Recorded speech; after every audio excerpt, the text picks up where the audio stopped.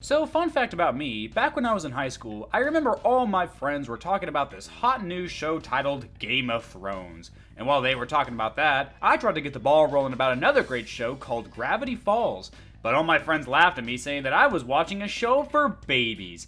Yeah, imagine that. Imagine calling Gravity Falls a baby show. Needless to say, they weren't my friends anymore after that day. Now, what does that have to do with the Trollhunters movie? Well, because that's what this was like in a way. A big cinematic fantasy that had a ton of character deaths, only this one was for kids. So no tits sadly, but that's okay. The franchise it came from was still pretty good actually. Trollhunters, Three Below, and Wizards are all pretty great shows. It was a really ambitious idea to have 3 separate animated TV shows all be connected the way it is. Sort of like a mini cinematic universe. Trolls, aliens, and wizards all teaming up to fight evil.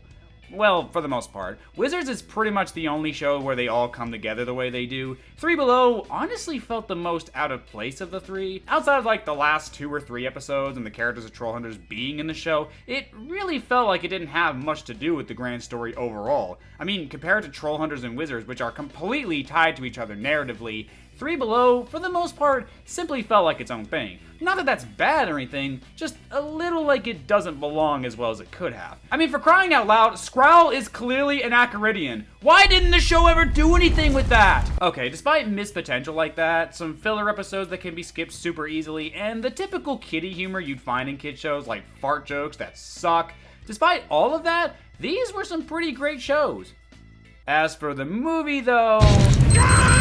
What the fuck? Yeah, I think everyone in this fandom is in agreement. The movie ruined this franchise so hard. What's so frustrating about this movie is that, for the most part, it's really not that bad. It's got issues, sure, but as a finale for 3 separate TV shows, it did well enough. I actually liked how ballsy this movie was with killing off multiple characters, separating certain characters forever, and just the sheer grit of it all. There's tons of wanton destruction, tons of people are implied to have died. It was really cool. I shouldn't be too surprised though, since the shows also had that grit and wasn't afraid to have people die off and stuff. It's just a shame that the villains suck so hard. The Arcane Order has got to be the single worst set of villains this series has ever given us. This franchise was pretty good at giving us either antagonists that were complex and went through good redemption arcs, or were just great you love to hate them villains like Gunmar. I used to think Morgana was the worst villain since she just shows up super late in Trollhunters and did nothing except just lose in the end, but in Wizards, they developed her and made her way more sympathetic to a point where you kinda sided with her. Her brother King Arthur was a massive racist to magical creatures,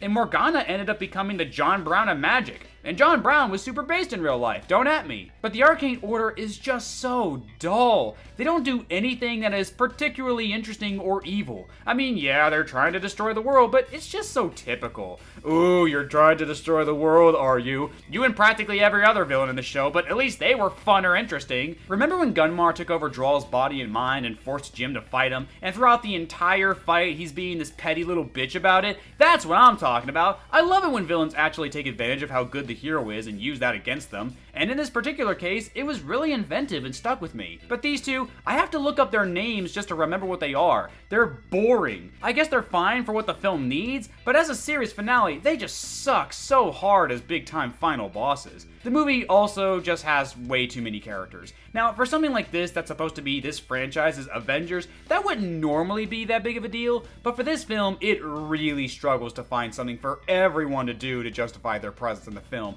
especially Dukesy, who is just sidelined so hard in this movie. I honestly can't think of a single thing that he does that actually matters. Oh, he switched souls with Nari so that the Arcane Order can't use her to awaken the Titans. Oh wait, they just undo the spell 5 minutes later anyway, so that was pointless. Yeah, Dukesy just has nothing to do in this movie, which sucks because he was one of my favorite characters in the whole franchise. I loved his arc in the Wizard show and how he learns that he doesn't need to live up to other people's expectations to be worth anything. That's great. I just wish the writers remembered about that. It's not just him either. I think Krell, Steve, and Nomura are all just useless who either don't do anything, or whatever they do, it's just undone about 5 minutes later anyway, so it just serves as padding. You can tell this was supposed to just be a second season of Wizards, but then the budget got cut, and they had to shorten the entire thing, and Dukesy's cute emo girlfriend got cut, and this movie really shows that.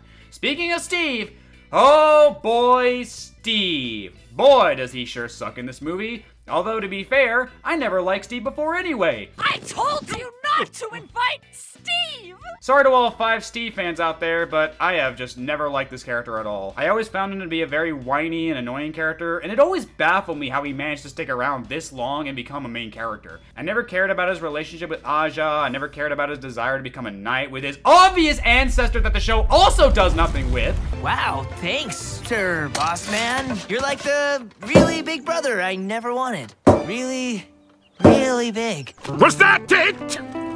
God, I feel sick. So, how does this movie handle him?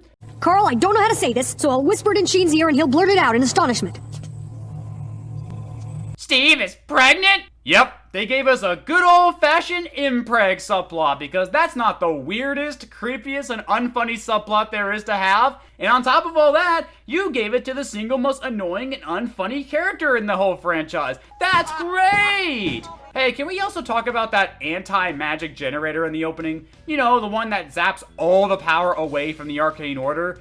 What's stopping them from just using that again? It wasn't destroyed, so what gives? You have this incredibly powerful weapon that can be used to make the Arcane Order vulnerable, and yet the main characters just forget that they have that? Oh wait, they all forgot that so that Toby could remember they have that in the final battle, just somehow know how to activate it, and then have his heroic sacrifice in the end. Don't you just love it when a story can just be resolved super easily at any time, but because the plot has to happen, said solution can't happen yet? That's how you know these writers really thought through the plot top to bottom. But aside from those problems, it really seemed like this was just gonna be a pretty mid-finale. It would have been a serviceable farewell to this franchise and all the great characters that we've grown attached to, all except for Steve. That is until the final 15 minutes. That's when both this movie and this entire franchise just takes a super fast, super hardcore nosedive into the ground. And the funny thing is, you can pinpoint the exact moment it happens. The moment Jim realizes he can use the chronosphere to travel back in time and undo everything. Oh, and I do mean everything. He couldn't just go back 15 minutes into the past and keep Toby from dying. No, he has to go back to the actual beginning of the show. This is bullshit!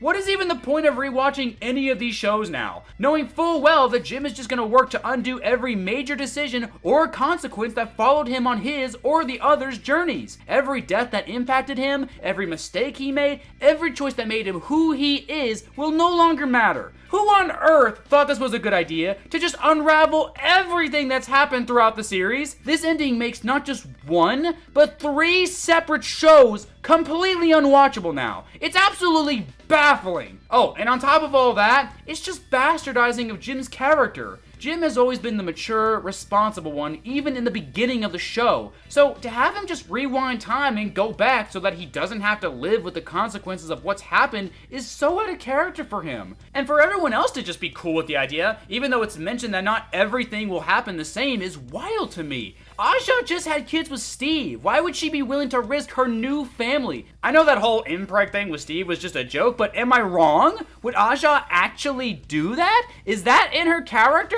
I don't think so. Jim doesn't even say goodbye to his mother, one of the most important people in his life. What the hell is that about? But you know what? Maybe Jim will work really hard to not change the timeline. He'll let those who die at certain times die because that's just the way it is. He'll do everything he can to make sure it all goes according to he lets Toby have the amulet instead. What? What? What? What? What? What? What? What? What? What? What? What? What? What the fuck?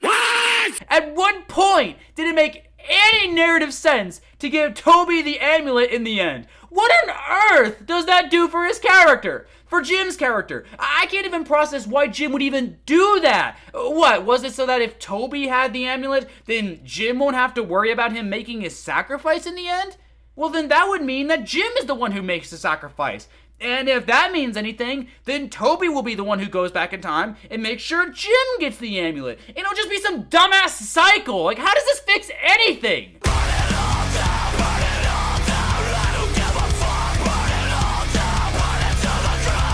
If they had just committed to having Toby die in the end, and then just left it at that, then despite this movie's other flaws, I would have given this movie a lot of credit. Like, how many movies or TV shows do you know about that actually kills off the comic relief sidekick? It's a very rare thing, especially in something made for kids. But no, this movie pussed out like a bitch. I mean, there was literally an episode in Trollhunters that showed us what would happen if Jim didn't stumble upon the amulet that day and became the Troll Hunter. What, we're supposed to just ignore all that? This ending was so bad that now you understand why people compare it to Game of Thrones. Because now, we can't watch this show anymore at all. As someone who's never bothered watching Game of Thrones, I get the frustration. It sucks watching something that was really good just fall apart so badly in the end. This had to have been made by a different team who just did not understand the assignment at all.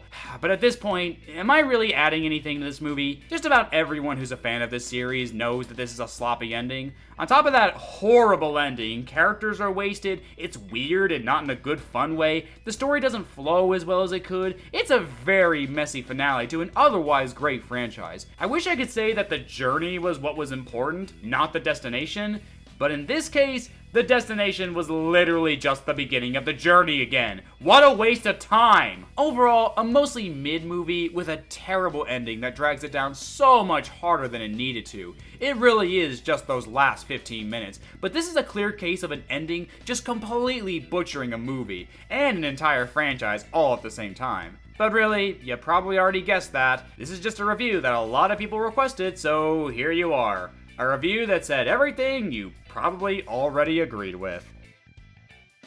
But I bet I have something that you probably have no idea about.